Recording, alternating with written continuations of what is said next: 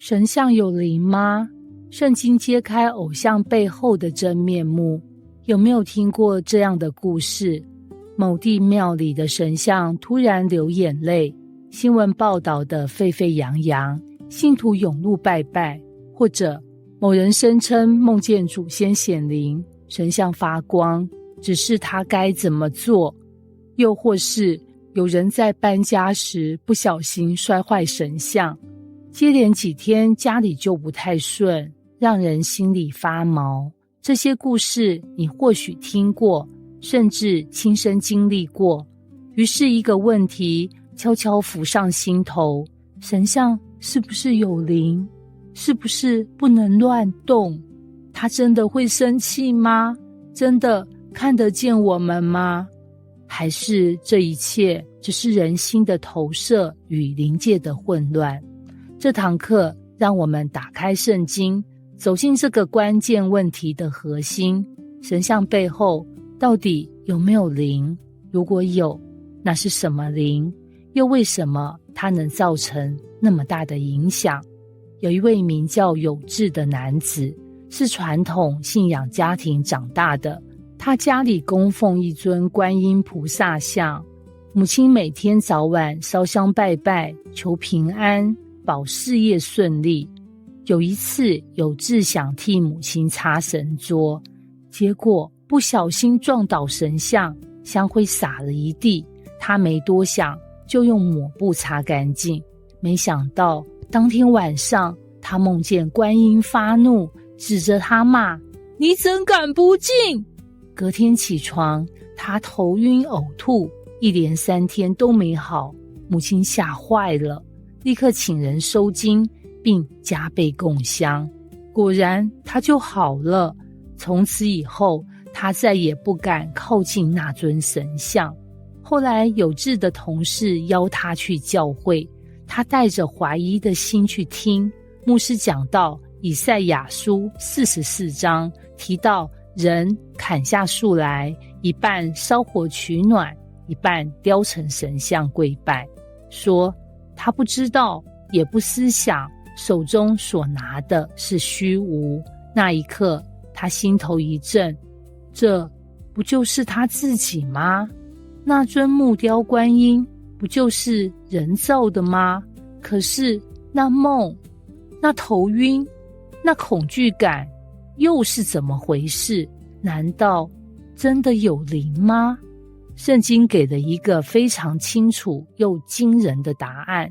诗篇115篇4到7节说，他们的偶像是金的、银的，是人手所造的，有口却不能言，有眼却不能看，有耳却不能听，有鼻却不能闻，有手却不能摸，有脚却不能走，有喉咙也不能出声。意思是偶像本身没有灵，它只是物件。可是事情并没有这么单纯。哥林多前书10章20节，保罗却补充说，外邦人所献的祭是祭鬼，不是祭神。换句话说，偶像虽然是死的，但背后常有邪灵在利用。这就像一个空的壳，被灵界的势力租用来迷惑人。所以拜偶像不是拜木头，而是向那背后的黑暗权势开门。其实人会觉得神像有灵，是因为信仰行为会带来灵界的反应。举个例子，你对一个东西投入情感、敬畏、祭拜、求问，就等于在灵界建立一条管道。那条管道会吸引某种灵体来回应你的呼求，只不过它不是你以为的神明，而是喜欢被拜的邪灵。圣经称这种状态为被迷惑。撒旦不会一开始就用可怕的样子吓人，他反而用你熟悉的信仰形象来包装自己。有时是慈悲的佛，有时是和蔼的祖先，有时是热心助人的神奇，但最终目的都一样，让人离开真神，靠自己的方式寻求保护，所以人越拜越觉得有灵验，但灵验的背后往往是更深的捆绑，那不是恩典的回应，而是控制的陷阱。你越靠近它，就越离不开它。在南部有位妇人香兰，她信主前是家中主神桌的香主，家里供奉3尊神像，香火鼎盛。后来儿子信了耶稣，常为他祷告。有一天夜里，强风掀起屋顶，一尊神像衰落破裂，香兰吓得半死，觉得神明发怒。他跑去求师父修像。那晚他梦见一个黑影压在胸口，动弹不得。他拼命呼喊观音救我，没有反应。情急之下，他想起儿子曾教他奉耶稣的名祷告，他喊耶稣救我，瞬间那黑影消失。第二天早上，他哭着跟儿子说，那尊神明不见了，可是我第一次感觉真正平安。他后来读到出埃及记20章，不可为自己雕刻偶像。他说，以前我以为神像是神的代表，现在我知道那只是我害怕时抓住的假手，真神不需要靠木头站立，他自己就能临到我。从那天起，他不再拜神像，也不再怕报应，家里空了神桌，却满了平安。灵界的轨迹从近开始的绑架，你知道邪灵最聪明的地方在哪里吗？他不会一开始就说拜我，他会说尊敬一下而已，点个香没关系，保平安嘛，不信白不信。